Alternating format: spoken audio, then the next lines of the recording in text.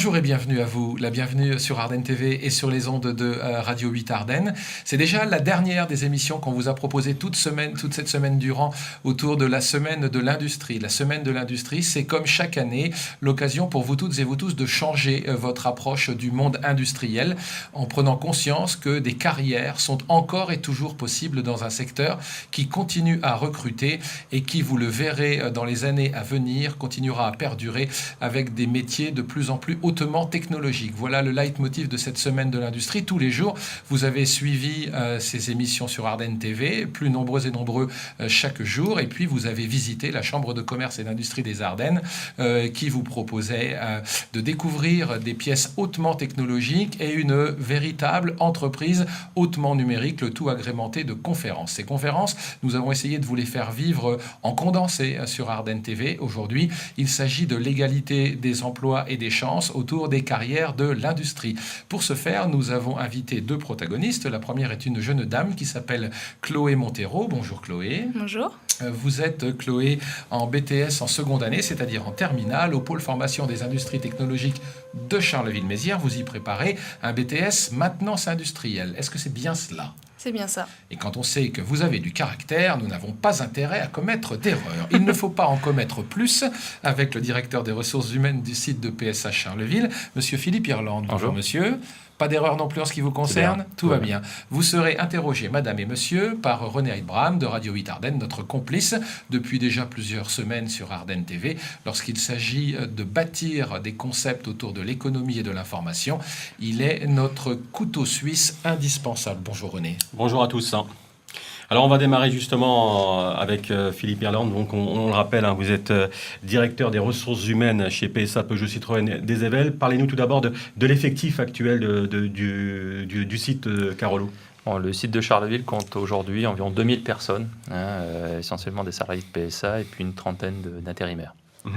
Alors on parlait de la diversité et de l'égalité hommes-femmes ce matin lors d'une conférence de presse qui avait lieu à la CCI. C'est combien de femmes sur le site des Ayvelles ? Aujourd'hui on est 153 femmes, ce qui représente quand même que 6,2% de l'effectif.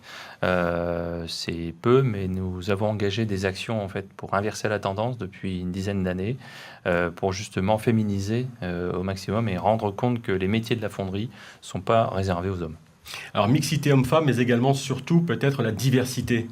Oui, on croit effectivement que nous devons, au sein de notre entreprise, avoir la représentation la plus large possible de la société française. Et au-delà des femmes, c'est représenter tout, aussi bien les jeunes, les seniors, les personnes handicapées. Bon, bref, nous ne voulons exclure personne et avoir finalement un corps social le plus divers possible. Parlons des personnes handicapées, 300 personnes handicapées au sein de votre site à Charleville. 12% de l'effectif aujourd'hui qui est d'une personne qui est reconnue travailleur handicapé, ce qui est bien au-delà des 6% légaux. Et au niveau des seniors, 32% de personnes de plus de 50 ans, ça veut dire que très vite, vous allez devoir à terme recruter et travailler d'ores et déjà sur le dossier. On anticipe effectivement, on prépare la gestion prévisionnelle des compétences sur les 5 années qui viennent. On analyse finement notre pyramide des âges pour justement préparer la relève. Vous avez présenté ce matin à la Chambre de commerce et d'industrie des Ardennes, monsieur Irlande, tout un programme pour justement montrer que l'égalité des chances hommes-femmes, handicap, non-handicap, c'était une vraie philosophie et un vrai combat quotidien de votre groupe. Tout à fait. Le groupe s'est engagé depuis plus de 10 ans. En 2003, on a été la première entreprise en France à signer un accord sur l'égalité et la diversité professionnelle. C'est un accord qui a été étendu au niveau mondial en 2006. Dans toutes nos entités, toutes nos filiales, et c'est un accord qui a été renouvelé en 2008. Et nous sommes cette année en phase de renégociation d'un nouvel accord cadre.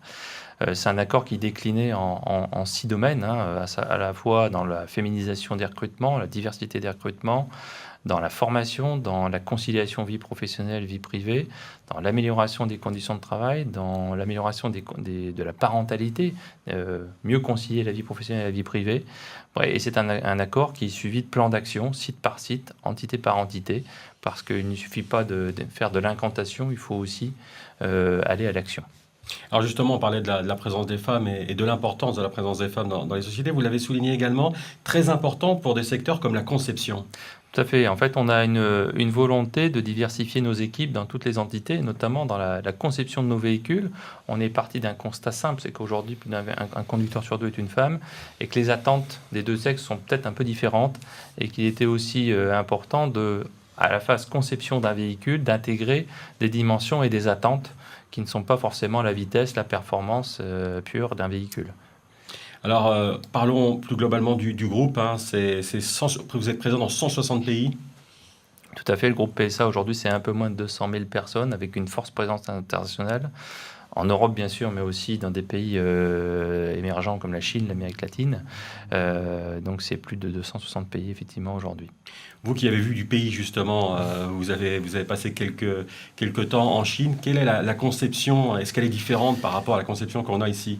Je dirais qu'en Chine, la conception de l'égalité est plus aboutie au sens où il n'y a pas un seul métier qui est réservé aux hommes. On voit des femmes sur des métiers inattendus en France. Hein. On voit des femmes sur des chantiers. On voit des femmes en train de vider les poubelles. Alors, c'est des métiers peut-être qui peuvent être dégradants, mais qui sont absolument pas exclus aux femmes en Chine. Donc on est en retard en France dans le domaine de l'égalité. Je ne sais pas si on est en retard, mais en tout cas, il faut être humble dans nos actions et pas croire qu'on est les meilleurs au monde. Il faut aller voir un peu ailleurs ce qui se passe. Merci à vous, Philippe Irlande. On va continuer ces moments autour de l'égalité des chances et des carrières potentiellement réalisables dans l'industrie avec une jeune fille. Alors, disons-le immédiatement, cette jeune fille nous a immédiatement séduit. Non pas parce qu'elle est seulement une jeune fille, même si ça aurait pu être finalement peut-être déjà le cas, mais cette jeune fille nous a séduit par son professionnalisme, par son caractère, par son charisme, par son envie et par sa détermination. Monsieur Irlande, n'est-ce pas là de jolies qualités qu'on puisse espérer chez chacun de vos collaborateurs? On les espère, effectivement. Alors, Chloé Montero, en seconde année en BTS maintenance industrielle, vous avez des idées sur votre avenir? Vous le voyez comment déjà dans les semaines, les années à venir, Chloé Montero? Dans les semaines à venir, j'espère avoir mon diplôme de BTS. Ouais. Et j'aimerais continuer dans l'école d'ingénieur Ouais. pour poursuivre mes études et voir une autre gestion de maintenance. Vous vous destinez à quelle profession? Vous avez déjà réfléchi sur votre carrière à venir? Pas totalement, mais j'aimerais poursuivre et voir jusqu'où je peux aller et ce qui me plairait vraiment. Ça Ouais. permettrait de faire un petit choix tranquillement. Vous vous voyez rester dans le département ou peut-être aller sous d'autres cieux? Est-ce que vous avez déjà pensé à votre vie future? Oui et non. Pas véritablement. Non. Pas encore. Non. Votre cursus, vous étiez prédestiné à l'industrie? Vos parents sont industriels? Ils travaillaient dans l'industrie? Ou est-ce qu'au contraire, ça vous est venu à vous toute seule par passion? Mes parents ne travaillent pas du tout dans l'industrie. Oui. Par contre, j'ai mon frère qui a eu quelques années d'études dans l'industrie. Et Ouais. j'ai toujours été bricoleuse avec mon frère. On a toujours bricolé ensemble. Et du Ouais. coup, ça m'a donné envie de bricoler. Est-ce que vous avez conscience, en tout cas, Chloé, que quelque part, vous êtes un peu quand même un cas, malheureusement d'ailleurs, hein, on l'a évoqué avec Philippe Irlande et René Heidbraham, vous êtes un peu un cas, non pas isolé, mais un peu marginal. C'est vrai que c'est pas commun de voir une jeune fille aussi enclin à travailler dans l'industrie et sur la production et sur la maintenance. Oui, mais pourtant, c'est ouvert à tout le monde. C'est pas parce qu'on est une femme qu'on peut pas réussir comme les hommes. Bien sûr. Bien sûr. Alors, votre cursus, vous êtes en troisième, et là, comment vous orientez-vous? Là, après mon diplôme, je vais en école d'ingénieur. Ouais. Alors, après la troisième, vous avez fait une seconde? Ah, après la Ouais. troisième, Oui, oui. c'est Excusez-moi. pas grave, c'est pas grave, c'est pas grave. Donc j'ai fait une seconde générale à Bazin. Ouais. Euh, De votre propre De volonté, mon par propre- dépit ou par excès? Par envie? Par envie, Oui. parce que j'avais envie, il y avait des matières qui m'intéressaient. Uh-huh. Et j'ai voulu voir comment c'était, quoi. Ouais. Ça s'est bien passé? Très bien, Tout de suite? tout de suite. Combien de filles dans la classe? Oh, en seconde, on était 4-5 quand même. Oui. C'était déjà bien. Et ensuite? Et ensuite? Ensuite, en première, donc en bac STI, Ouais. électronique, j'étais toute seule. Ah oui. Donc là, voilà, j'étais Ouais. seule femme. Oui. Et en terminale, on était deux. Ouais. On était deux femmes. Et en BTS maintenant, aujourd'hui? Ma première année, on était 2, mais Ouais. malheureusement, elle a redoublé. Et du coup, je me Ouais. retrouve toute seule en deuxième année. Ouais. Comment vous vivez au milieu de cette horde de mâles? Est-ce que c'est assez facile à gérer pour vous ou est-ce qu'au contraire, il faut prendre sa place? Vous vivez ça comment? Expliquez-nous tout. Bah, ça s'est très bien passé, mais au début, il faut montrer qu'on est là et puis que nous aussi, on en veut. Ouais, Qu'on n'est pas là juste pour décorer. ouais. D'après vous, les jeunes dames ont des qualités différentes ou bien hommes et femmes, c'est pareil? Bon, les femmes sont plus minutieuses. Ouais. On des aspects de réfléchir différents des hommes. On est plus à l'écoute. Et Vous pensez qu'effectivement, les femmes ont d'autres qualités et que peut-être, justement, c'est de cette différence qu'on peut créer une osmose, finalement, entre hommes et femmes? bah oui. Ouais. C'est comme ça que vous le vivez au quotidien, en tout cas. Bah oui, parce qu'on peut apporter des idées que les hommes n'ont pas, parce qu'on voit les choses différemment. Est-ce que les exemples qu'il y a eu ce matin des chefs d'entreprise femmes qui étaient là lors de cette conférence représentent un exemple pour vous à terme? Ça dépend lesquels. Seule pour apporter le café, on me l'a jamais demandé. Par rapport à justement ce matin, Agnès Lovera, qui dirige Electrolux, et Karine Réveil d'Amada, elles vous ont peut-être ouvert la voie, non? Vous vous dites peut-être que dans quelques années, je serai à leur place. Vous y pensez? Bah, j'aimerais bien aller aussi auquel, oui. Ouais. Vous vous voyez diriger, comme Monsieur Irlande, ressources humaines, 1000 ou 2000 personnes et pourquoi pas 1800 hommes, vous y pensez? Pourquoi pas? Ouais. Ça vous effraie, au contraire, ça vous fascine? Bah, ça me fascine, parce qu'il faut y arriver, il faut avoir du courage d'aller jusque-là. Ouais. Vous êtes un sacré caractère, on vous l'a déjà dit. Oui, Ouais. Vous avez conscience de ça? oui. Est-ce que vous pensez que c'est peut-être ce qui vous a permis d'aller jusque là où vous êtes? D'y arriver, oui. C'est Ouais. je pense que ça m'a beaucoup aidé. Ouais. Vous êtes ardennaise? Je ne viens pas des Ardennes, je viens de Paris. Vous venez de Paris. Et vous êtes attaché désormais aux Ardennes? Vous souhaitez y rester, y travailler? Mais j'aimerais bien, oui. J'ai vraiment apprécié les Ardennes et j'aimerais bien y rester. Rappelons, hein, on l'a dit tout au long de cette semaine, dans cette semaine de l'industrie, on ne le met pas assez en avant, mais on a souvent parlé du lycée Bazin, où des jeunes sont sortis avec des qualifications et ont réussi à percer. Et ça, c'est très intéressant, on ne le signale jamais assez. Alors voilà, en tout cas pour votre beau cursus à vous. Si vous deviez l'un et l'autre, en guise de conclusion, donner un conseil à ceux qui veulent, pourquoi pas, s'orienter vers les carrières industrielles, quels seraient, on commence avec vous, Chloé, les conseils, les tuyaux, les bons plans que vous auriez envie de donner à nos spectateurs? Pour les femmes, il ne faut pas avoir peur. C'est très bien l'industrie. Ouais. Et avoir un bon caractère, il ne faut pas se laisser marcher dessus. Ça aussi, il en faut. C'est important. C'est important. On l'avait compris, on l'avait compris. Philippe Irlande. Ouais, pareil, en fait, l'industrie, c'est comme tous les secteurs. En fait, faut avoir l'envie, il faut avoir y croire, faut avoir la niaque, comme on dit. Hein, mais c'est une industrie passionnante.